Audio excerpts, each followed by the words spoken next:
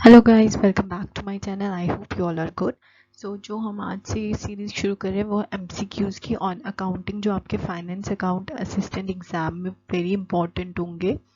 ठीक है, तो इसका एग्ज़ाम में भी नवंबर में हो तो हमें वेट करना पड़ेगा कि जब जेकेएसएसबी ऑफिशियल नोटिफिकेशन निकालेगा। ठीक है, लेकिन तब तक हमें अपना जो है पढ़ाई को कंटिन्यू रखना है। तो यहाँ पे हम एमसीक्यू सीरीज़ अपलाएंगे आपके लिए, जिसमें अकाउंटिंग जितना भी अकाउंट से रिलेटेड है वहाँ वो आपको सारा एमसीक्यू फॉर्म में मिलेगा। ठीक है, लेट गेट स्टार्टेड। अगर आपने इस चैनल को सब्सक्राइब नहीं किया, जल्दी से इस चैनल को सब्सक्राइब कर दीजिए, लाइक शेयर और कमेंट ज़रूर कीजिए। चलिए, पहला क्वेश्चन देखिए। Long term assets without any physical existence but possessing a value are called. कौन से लॉन्ग टर्म एसेट्स होते हैं जिनकी फिजिकल एग्जिस्टेंस नहीं होती, जिसको आप देख नहीं सकते हो लेकिन वो लॉन्ग टर्म एसेट्स हैं आपके, तो वो कौन से? Intangible assets. ठीक है, इंटेंजिबल एसेट्स जो होते हैं वो आपके लॉन्ग टर्म एसेट्स होते हैं। तो सेकेंड है copyrights, patent, trademarks are example of. ठीक है, तो ये जो हमने ऊपर पढ़ लिया कि इंटेंजिबल एसेट्स क्या होते हैं, लॉन्ग टर्म एसेट्स। लेकिन अब इंटेंजिबल एसेट्स होती क्या है? Copyrights, patent, trademark, these are all called intangible assets. ठीक है, आपको ये याद रखना है, एग्जाम में पूछा जाता है कि टेंजेंट, इंटेंजेंट, बहुत बेसिक क्वेश्चंस होते हैं। ठीक है, सो ये चीज़ें आपको ध्यान रखना है। नाउ नेक्स्ट है आपका ग्रॉस प्रॉफिट। इज प्रॉफिट क्या है? ग्रॉस प्रॉफिट क्या है? तो ग्रॉस प्रॉफिट है आपका sales minus cost of goods sold. ठीक है, तो हम इसको ऐसा भी बोल सकते हैं, कॉस्ट ऑफ गुड्स सोल्ड अगर एग्जाम में आता है is equals to gross profit plus sales. ठीक है, तो ये याद रखना है, sales minus cost of goods sold क्या है? आपका ग्रॉस प्रॉफिट। देन उसके बाद आता है the debit which are to be repaid within a short period are refer to as. ठीक है, जो छोटे मतलब कम टाइम के लिए हम रीपे करते हैं ना कोई डेट को, ठीक है, साल के लिए या उससे कम के लिए, तो उसको हम क्या बोलते हैं? तो उसको हम बोलते हैं करंट लाइबिलिटी। ठीक है, उसको हम बोलते हैं करंट लाइबिलिटी।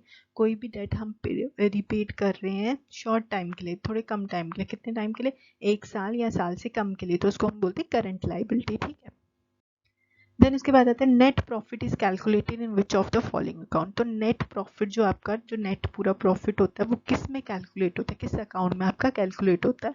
तो वो कैलकुलेट होता है आपका प्रॉफिट एंड लॉस अकाउंट में, क्योंकि नेट प्रॉफिट है तो आपका इसमें किस में आएगा? नेट प्रॉफिट या नेट लॉस आपका प्रॉफिट और लॉस अकाउंट में काउंट किया जाएगा। ठीक है, तो ये चीज़ आपको ध्यान रखनी है। देन उसके बाद sale invoices are first entered in. जो सेल्स होती है ना, सेल्स की इन्वॉइसेस किस में सबसे पहले एंटर की जाती हैं? तो आपको ये चीज़ याद रखना है। यहाँ पे ऑप्शन है कैश बुक में, परचेज जर्नल में, सेल्स जर्नल में और सेल्स अकाउंट में। तो आपको याद रखना है ये सेल्स जर्नल में की जाती है। किसमें? सेल्स जर्नल में। ठीक है, long term assets without any physical but possessing value are called intangible asset. तो ये क्वेश्चन दोबारा रिपीट हो चुका है, तो आपको याद रखना इंटेंजिबल एसेट है। ठीक है, if a trial balance totals do not agree. अगर आप जो ट्रायल बैलेंस है वो नहीं है लास्ट में एग्री करता, मतलब वो मैच नहीं कर रहा है, तो क्या मतलब है उसका? The difference must be entered in.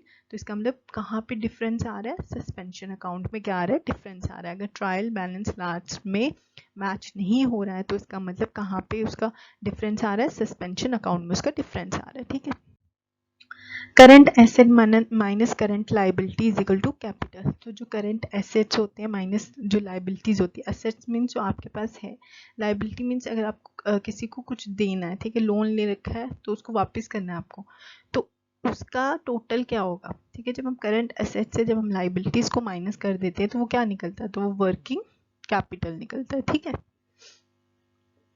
चलो, the revenue and expenses of a company are displayed in which statement. कहता है जो रेवेन्यू है, जो कंपनी का रेवेन्यू कितना मुनाफा हो रहा है और एक्सपेंसेस मींस कितना खर्चा हो रहा है कंपनी का, वो किस अकाउंट में हम डिस्प्ले करते हैं?